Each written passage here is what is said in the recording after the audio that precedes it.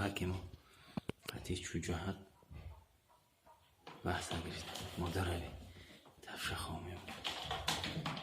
شیری نری بدا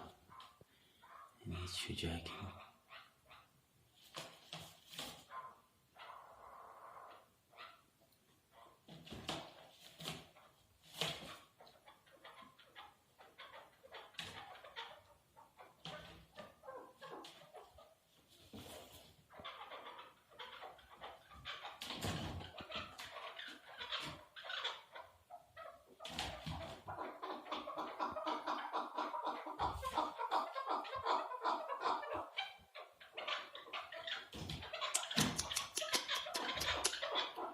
دولا نزن در قفس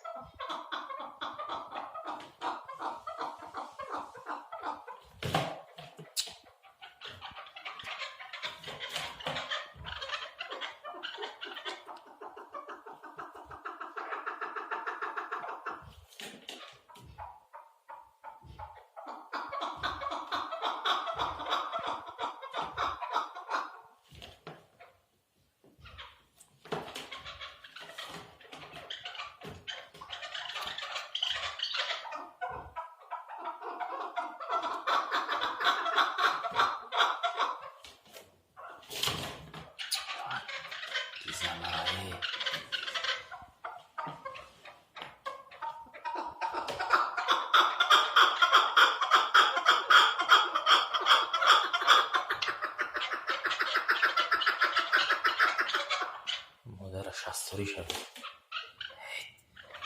کف شده مادر که کامی رای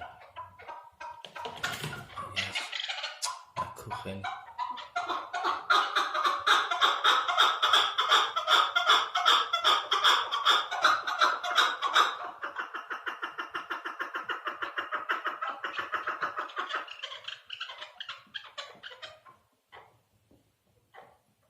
sana kana میزنم